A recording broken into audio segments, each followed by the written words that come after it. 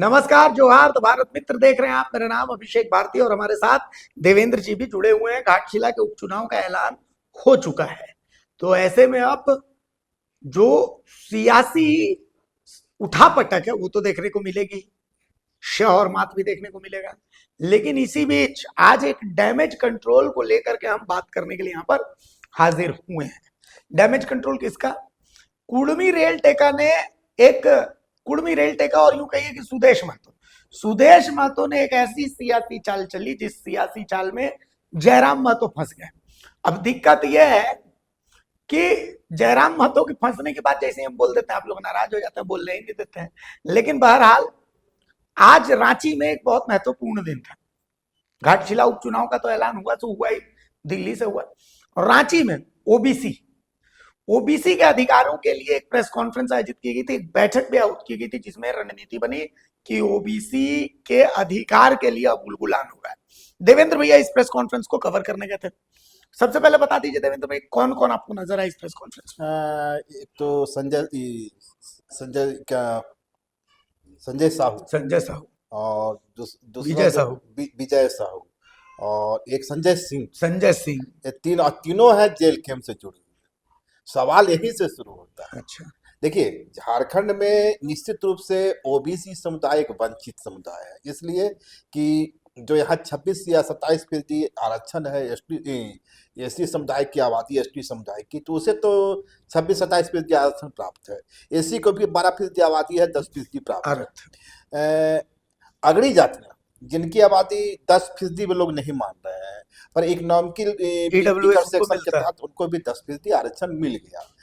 तो रह गया कौन?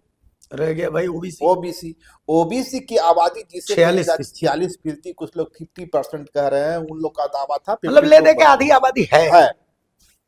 अब है कि इनका जो आरक्षण है वो 14% है, और इसी 14% के सवाल पर आज इनकी ओर से जो प्रेस कॉन्फ्रेंस रखा गया था। निश्चित रूप से एक महत्वपूर्ण सवाल है ओबीसी का, उससे इनकार नहीं किया जा सकता, लेकिन बड़ा सवाल इसकी टाइमिंग को लेकर। आज ऐसे समय में टाइमिंग क्यों? ये टाइमिंग ही क्यों? वो भी तब जब कल बागमारा के जो पूर्व विधायक धनबाद के सांसद ढुलू महतो हैं, जो बाकी विधायक कुशवाहा है, उनके द्वारा शशिभूषण महतो, उनके द्वारा कल इसी सवाल पर एक प्रेस कॉन्फ्रेंस का आयोजन किया गया था। आनंद फानन में आज किया जाना कई सवाल खड़े करते हैं। क्या जेल कैंप को ये लगा कि भाजपा इस जो है जो ओबीसी का सवाल को उठाएगी? हालांकि भाजपा के लिए इतना आसान नहीं रहा, क्योंकि भाजपा के लिए मुश्किल यह है कि ओबीसी आरक्षण में कट ऑफ जो हुआ था वो बाबूलाल मरांडी के जमाने में हुआ था। रघुवर दास की भी सरकार आई, इस मुद्दे पर कुछ नहीं कर सकी। उस वक्त केंद्र में भी उसकी सरकार थी और राज्य में उसकी, वहां भी ओबीसी को इंसाफ नहीं मिला। हेमंत सोरेन की सरकार में 76% का रिजर्वेशन पास कर दिया, जिसमें ओबीसी समुदाय के लिए 27% का आरक्षण है। पाला जो है, गेंद जो है से केंद्र के पाले में है। भाजपा यहाँ फंसी हुई नजर आती है।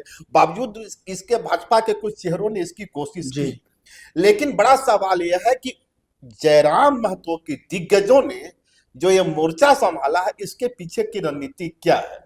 और आपने ठीक कहा,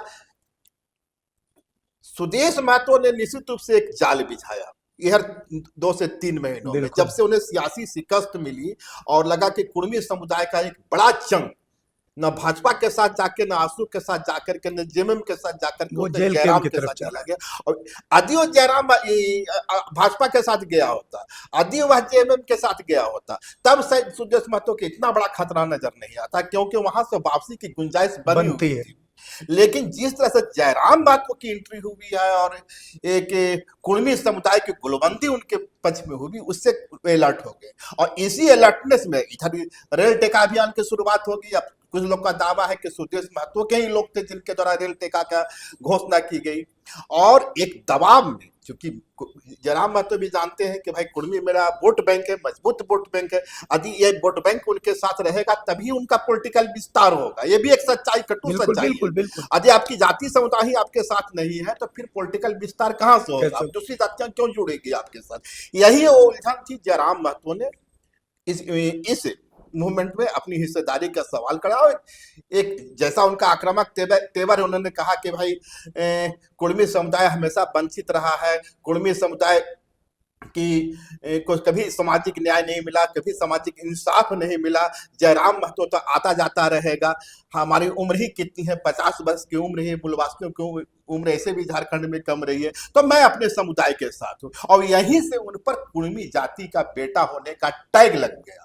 और जब ये टैग लगा तो उनका जो एक्सपेंशन हो रहा था आदिवासी समुदाय में, मूलवासी समुदाय में, अब वहां खतरा उत्पन्न हो गया। अब लगा कि यहाँ का आदिवासी समुदाय तो जयराम महतो के साथ जाएगी नहीं, जो मौजूदा सिनेरियो है। तो यही वो प्रश्न है। तो क्या यह समझ करके कि भाई अब आदिवासी समुदाय हमसे दूर जा रहा है और हम पे कुर्मी बेटा होने का टैग लग चुका है, तो क्या ओबीसी कार्ड खेला जाए? और इसीलिए तीनों ही रणबांकुरों को उतारा गया। हम लोग ने पीसी में सवाल भी उठाया कि यदि ओबीसी का ही सवाल उठाना था, और निश्चित रूप से सवाल जायज है, जायज। तो आप ओबीसी नामधारी जितने यहाँ संगठन चलते हैं सबको इनवाइट किए होते हैं। उन्होंने कहा कि मुझे किसी संगठन को इनवाइट नहीं करना है। उनका दावा रहा कि यहाँ जो जातियां हैं, पिछड़ी जातियां, उनको मैं गुलबंद करने आया हूँ, उनको एक बैनर के तले लाने की कोशिश करूंगा। जो ऑर्गेनाइजेशन चला रहे हैं पिछले 10 वर्षों से, 15 वर्षों से, हमारे उनमें कोई खास इंटरेस्ट नहीं है। यदि उनको आना है तो आवे, नहीं आना है तो नहीं आए। यदि जातियां मेरे साथ आ गई, 120 या 25 जाति बता रहे थे, वे आ गई, तब हमारा काम हो जाएगा और 5 लाख की भीड़ मोराबादी मैदान में हम जमा करें। अच्छा, इसी 1 महीने के अंदर एक पॉइंट ये है। अब कल विजय साहू से भी मैंने ये सवाल पूछा था कि ये जो ओबीसी के लिए आप गोलबंदी कर रहे हैं, तो कुर्मी को इसमें इंक्लूड करके ये गोलबंदी हो रही है या कुर्मी को एक्सक्लूड करके? नहीं, ये सवाल मैंने भी किया था। हाँ। आज उनसे भी किया, संजय साहू से, कि भाई आप यदि 52% का दावेदारी कर रहे हैं तो इस 52 में कुर्मी जाति को भी इंक्लूड कर रहे हैं। कुर्मी जाति कह रही है कि मैं तो गैर सरकारी आदिवासी हूँ, वो तो ओबीसी मानने को तैयार नहीं है। जब वो ओबीसी रहना ही नहीं चाहता तो आप जबरन उसे कैसे कर सकते हैं? ओबीसी कैसे बना रहे हैं? तो जबरिया ओबीसी हो जाएगा। हाँ। तो मेरा ये सवाल है कि आज के प्रेस कॉन्फ्रेंस में क्या एक भी कुर्मी समुदाय से कोई मौजूद था? ये मुश्किल थोड़ा है, क्योंकि वो सारे और भी उनके सिवा भी कुछ लोग थे। अब उनका जाति क्या थी ये पता करना थोड़ा मुश्किल था, पर मुस्लिम समुदाय के लोग थे। एक नैरेटिव बनाने की कोशिश हुई कि भाई माने प्रत्यक्ष अप्रत्यक्ष रूप से कि अब जो जयराम महतो है वे ओबीसी की लड़ाई लड़ेंगे। मतलब अब कुल मिलाकर के जयराम महतो का समीकरण ये देख लीजिए, आपकी कुर्मी तो उनके पास आई, बाकी जो ओबीसी है वो भी उनके साथ चले, क्यों एसटी अगर माइनस भी हो तो जयराम महतो का जो कुनबा है वो इंटैक्ट। हाँ, वही जो घटा 26 से 27% वोट बैंक है एसटी समुदाय का, उसमें ऐसा नहीं कि 27 का 27% हेमंत सोरेन का फैन है, उनसे नाराजगी रखने वाले उनसे जी है लोग हैं। तो वैसे लोग तो जयराम महतो में अपना एक चेहरा देख रहे थे। और खासकर जयराम महतो जिस आक्रामक तेवर के साथ झारखंड को बदलने का सपना सामने लाते हैं, झारखंडी अस्मिता की बात करते हैं, झारखंडी भाषा की बात करते हैं, नियोजन की बात करते हैं, स्थानीय नीति की बात करते हैं, खतियान की बात करते हैं, तो युवाओं का चंग, इसमें कोई दो राय नहीं है कि गैर कुर्मी युवा भी एक समय में जयराम महतो में झारखंड का सपना देख रहे थे। झटका उन्हें तब लगा जब जयराम महतो ने कुर्मी के सवाल पर अपने को मुखर कर लिया। और फिर से मैं कहना चाहूंगा कि ये जो कवायद है, ये जो ओबीसी का तेल बेचने के या ओबीसी का पाउडर बेचने की जो कोशिश हो रही है, उसी जो उन पे दाग लगा है, दाग मिटाने की कोशिश है। एक आखिरी अब एनालिसिस बच गया, एक छोटा सा सवाल और जिस पर चर्चा जरूरी है, क्योंकि आज ही घाटशिला उपचुनाव की घोषणा भी हो गई है। घाटशिला उपचुनाव में एसटी रिजर्व सीट है भाई, और जेल कैंप बहुत महत्वपूर्ण फैक्टर। कम से कम 2000 जो अभी नतीजे आए चुनाव में कि भाई 2025 में जो विधानसभा चुनाव हुए, उन विधानसभा चुनाव के नतीजों के बाद आप जेल कैंप को खारिज तो नहीं कर सकते किसी भी सीट पर, चाहे वो एसटी रिजर्व सीट हो, कोई भी सीट हो, आप खारिज तो नहीं कर सकते हैं।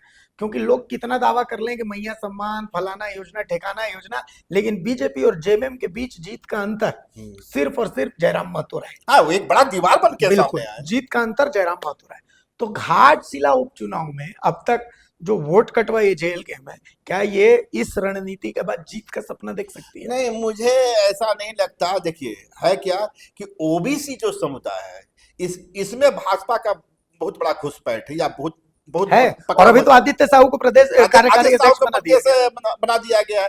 तो तब निश्चित रूप से जो वहां का बैस, ओबीसी एक रूप समाज नहीं है, वो जातियों में बटा हुआ है। और अपने है यादव उसमें है, बनिया उसमें है, वैश्य उसमें है, तेली उसमें है, सूणी उसमें है। तो अब मतलब समझ लीजिए, इसमें भी ये है कि तेली बीजेपी को वोट करता है, सूणी बीजेपी को वोट करता है, यादव आरजेडी को वोट करता है। तो इसमें बहुत सारी मतलब आपस में ही बहुत सारी तो है कि भाई ओबीसी को एक जगह लाना वही हालत है कि मेढक को तराजू पे तौलना। क्योंकि ओबीसी को एक जगह लाने की कोशिश तो पिछले 10 साल से मोदी जी भी कर रहे हैं। तो ये होता नहीं है। तो आपने जो कहा घाटशिला के उपचुनाव में क्या इसका इम्पैक्ट पड़ेगा, जो एसटी समुदाय है, मौजूदा हालात में एसटी समुदाय जयराम महतो के साथ जाता हुआ नजर नहीं आता। हाँ, ठीक है कि उन्हें एक उम्मीदवार मिल जाएगा, एक उम्मीदवार को खड़ा कर सकते हैं। पर याद कीजिए कि कल ही कुर्मी जाति की एक बड़ी बैठक हुई, और उस बैठक में कहा गया है कि धनबाद में एक बैठक होगी। धनबाद में बैठक के बाद 5 रैली किया जाएगा, और महारैली जो होगा वो झारखंड में होगा, जिसमें 5 लाख लोग जुटेंगे। अब बताइए, जो गुस्सा थोड़ा शांत हो रहा था आदिवासी समुदाय का, जो लग रहा था कि चलो अब तो रैला हो गया, अब धीरे धीरे अपने अपने कामों में लोग लगो। एक तो आदिवासी समुदाय की ओर से रैली की 2 रैलियां की घोषणा कर दी गई राजधानी रांची में, दूसरी तरफ इसके काउंटर में एक बार फिर से कुर्मी समुदाय की ओर कर दी गई। तो ये जो आग है, ये जो तनाव है, घाटशिला में क्या बुझ जाएगा? घाटशिला तक तो कम से कम जेल कैंप कि पूरी कोशिश के बाद भी नहीं लगता कि आदिवासी समुदाय उसके साथ जाएगा। रहा दूसरी बात ओबीसी समाज की, तो ओबीसी समाज में पहले से ही भाजपा की पकड़ इतनी मजबूत है, और निश्चित रूप से हिंदुत्व का कार्ड वहां भी खेला जाएगा। ओबीसी जातियां तो भाई चाहे जितना कहते कि भाई मैं वंचित हूं, पर जब धर्म की बात आवेगी तो धर्म का सबसे बड़ा तो ध्वजवाहक होता है वो ओबीसी होता है। तो ये सच्चाई है। तो इस नाते मुझे बहुत बड़ा कोई हाँ, ओबीसी समुदाय का जो पढ़ा लिखा तबका है, ऐसा तबका जो बेरोजगार है, युवा जिसे रोजगार की खोज में निकल रहा है, जो फार्म भर रहा है, जो नियोजन नीति को समझता है, भाषा की अस्मिता को समझता है, झारखंडी अस्मिता को समझता है, निश्चित रूप से युवाओं का जो चंक है यह जयराम महतो के साथ रह सकता है, पर बहुत बड़ा एक्सपेंड हमको होता नहीं है। चलिए, तो घाटशिला उपचुनाव की घोषणा के बाद ये एनालिसिस आपको सिर्फ द भारत मित्र पर मिलेगा, ये तो हम आपको यहाँ पर खम ठोक के बता देते हैं। और यही कारण है कि आपको हमारा कंटेंट पसंद आ सकता है, आप हमारे कंटेंट से असंतुष्ट हो सकते हैं, नागवार गुजर सकता है, लेकिन आप हमारे कंटेंट को नजरअंदाज नहीं कर सकते, क्योंकि हम ही हैं जो हर मुद्दे पर सबसे बेबाक एनालिसिस आपके सामने रखते हैं। नहीं, लोग बराबर सवाल उठाते हैं कि जयराम महतो की ही चर्चा क्यों करते हैं।